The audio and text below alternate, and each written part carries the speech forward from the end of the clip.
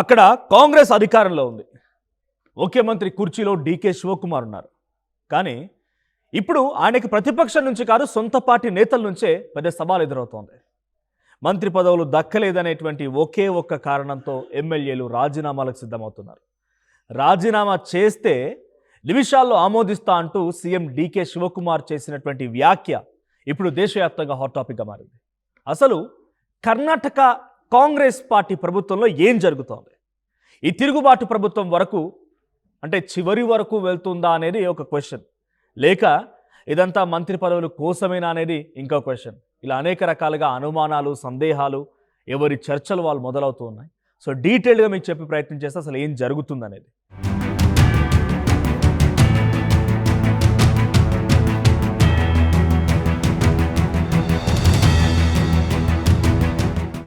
రెండు 2023 ఎన్నికల్లో భారీ విజయంతో కర్ణాటక కాంగ్రెస్ అధికారంలోకి వచ్చింది. ఆ రాష్ట్రాన్ని కాంగ్రెస్ పార్టీ చేజిక్కించుకుంది. 2024 స్థానాలు ఉన్నటువంటి అసెంబ్లీలో 135 సీట్లు గెలిచి స్పష్టమైనటువంటి మెజారిటీ సాధించింది కాంగ్రెస్ పార్టీ. ఇక అప్పటి నుంచి ప్రభుత్వం బలంగానే కొనసాగుతుంది. కానీ ఇటీవల జరిగినటువంటి క్యాబినెట్ ఎక్స్పాన్షన్ ఆ బలమైనటువంటి ప్రభుత్వంలోనే పెద్ద చీలికను బయటపెట్టింది. మంత్రి పదవుల కోసం ఎదురు చూస్తున్నటువంటి పలువురు సీనియర్ ఎమ్మెల్యేలకు అవకాశం రాకపోవడంతో పార్టీ మొత్తం కూడా ఒక్కసారిగా అసంతృప్తి జ్వాలలు మొదలయ్యాయి. ఒక్కసారిగా అసంతృప్తి జ్వాలన్నీ కూడా బయటపడుతూ వస్తున్నాయి. మంత్రి పదవి రాకపోవడంతో ఇండి ఎమ్మెల్యే యశ్వంత్ రాయ్ గౌడ, అంటే ఇండి కూటమి అనేది దానిలో వివిధ పార్టీలు ఉన్నాయి, సిపిఐ, సిపిఎం, ఇక రకరకాల పార్టీలు ఉన్నాయి. సో కాంగ్రెస్ పార్టీ దానికి పెద్ద దిక్కుగా ఉంది. సో ఇండి కూటమికి సంబంధించి ఇండి ఎమ్మెల్యే యశ్వంత్ రాయ్ గౌడ తన ఎమ్మెల్యే పదవికి రాజీనామా చేయడం అందరినీ కూడా షాక్కు గురి చేసింది. అంతేకాదు సాగర్ ఎమ్మెల్యే బేలూరు గోపాలకృష్ణ కూడా అదే దారిలో వెళ్ళే సంకేతాలు కూడా ఇచ్చారు ఆయన. వీరందరితో పాటు పలువురు సీనియర్ నేతలు తమకు జరిగినటువంటి అన్యాయంపై బహిరంగంగానే, ఓపెన్గానే మాట్లాడడం ప్రారంభించారు. ఇంతకాలం పార్టీ అంతర్గతంగా ఉన్నటువంటి ఈ అసంతృప్తి ఇప్పుడు మీడియా ముందుకు వచ్చేసింది. కాంగ్రెస్ ఇబ్బందికర పరిస్థితిని ఎదుర్కొంటోంది. ఈ వివాదాన్ని మరింత వేడెక్కించిన వ్యక్తి మాజీ మంత్రి కేఎన్ రాజన్న.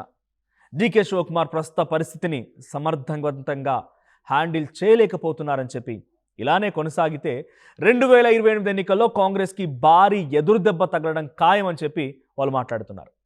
అధికార పార్టీలోనే ఒక మాజీ మంత్రి ఇలాంటి వ్యాఖ్యలు చేయడం రాజకీయంగా పెద్ద చర్చకు దారితీసింది. పార్టీ నాయకత్వంపై విశ్వాసం తగ్గుతుందా అనేటువంటి ప్రశ్నల్ని కూడా ఇక్కడ లేవనెత్తుతూ ఉన్నాయి. అయితే సీఎం డీకే శివకుమార్ మాత్రం ఎక్కడా తగ్గడం లేదు. రాజీనామా చేయాలనుకునే వారు ఎవరైనా స్వేచ్ఛగా చేయవచ్చు, రాజీనామా లేక వస్తే నిమిషాల్లోనే ఆమోదిస్తా, ఇది ఆయన చేసిన స్టేట్మెంట్. ఎవరిని బలవంతంగా పార్టీలో ఉంచాల్సిన అవసరం లేదు అంటూ ఆయన చెప్తూనే పార్టీ ప్రయోజనం ముఖ్యమంటూ ఒక ఓపెన్ స్టేట్మెంట్ ఇచ్చేశారు. చాలా కఠినంగా ఆయన రియాక్ట్ అయ్యారు. అంతేకాదు రాజకీయాల్లో ఓపిక చాలా అవసరమని, తాను కూడా ఎన్నో అవమానాలు, నిరాశలు చూసి ఈ స్థాయికి వచ్చానని చెప్పి అసంతృప్తి వ్యక్తం చేస్తున్నటువంటి నేతలకి పరోక్షంగా ఒక వార్నింగ్ కూడా ఇచ్చారు ఆయన.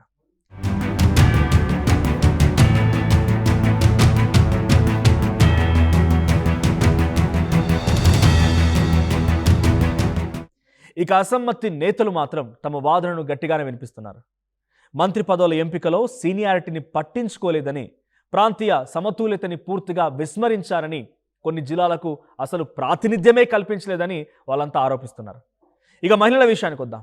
మహిళలకు కూడా సరైనటువంటి ప్రాధాన్యం ఇవ్వడం లేదని చెప్పి విమర్శలు వినబడుతున్నాయి. కేవలం రాజకీయ సమీకరణల కోసమే మంత్రి పదవులు ఇచ్చారని, పార్టీ కోసం ఎన్నో సంవత్సరాలుగా పనిచేసిన ఏ మాత్రం ఉపయోగం లేకుండా పోయిందనేది నాయకులను, అటువంటి వాళ్ళని, సీనియర్లను పక్కన పెట్టారని వారంతా మండిపడుతున్నారు. ఇక అసంతృప్తి మాటలతోనే ఆగలేదు అక్కడ రాజకీయం.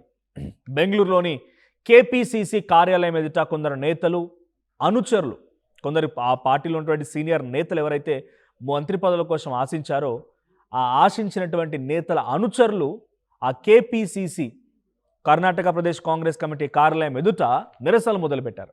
Dinesh Gundurao, M Krishnappa, Priyakrishna, MC Sudhakar, RB Timmapur and Rahim Khan వంటి పలువురు నేతలు కూడా తమ అసంతృప్తిని వ్యక్తం చేశారు.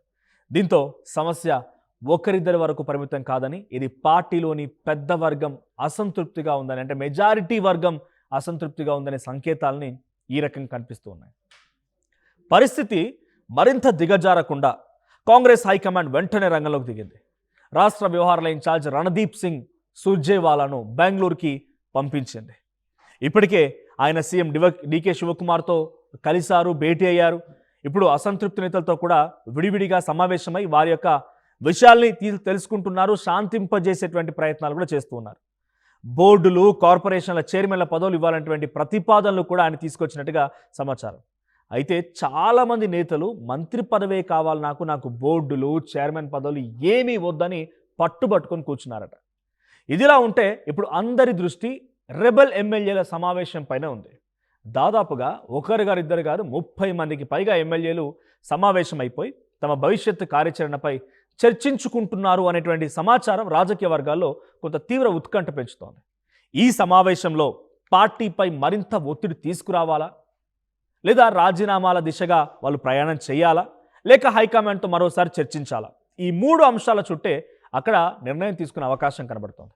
అయితే ఈ మొత్తం వ్యవహారంలో ప్రశ్న ఒక్కటే, ద బిగ్గెస్ట్ క్వశ్చన్, ప్రభుత్వం ప్రమాదంలో పడిందా? సంఖ్యల పరంగా చూస్తే ప్రస్తుతం అలాంటి పరిస్థితి ఏమీ లేదు. కానీ కాంగ్రెస్ పార్టీకి 135 మంది ఎమ్మెల్యేల బలం ఉన్నా కూడా ప్రభుత్వం ఏర్పాటు చేయడానికి కావాల్సింది 113 మంది మాత్రమే. అంటే 22 మంది అదనపు ఎమ్మెల్యేలు కాంగ్రెస్ వద్ద ఉన్నారు. బీజేపీకి 66 మంది, జేడీఎస్కి 19 మంది ఎమ్మెల్యేలు ఉంటే వాళ్ళంతా కూడా అంటే ఇప్పటివరకు ఏ రకం కూడా ఎటువంటి ఇబ్బంది లేదు, చాలా కాన్ఫిడెంట్గా స్టేబుల్ గవర్నెన్స్ కొనసాగుతోంది.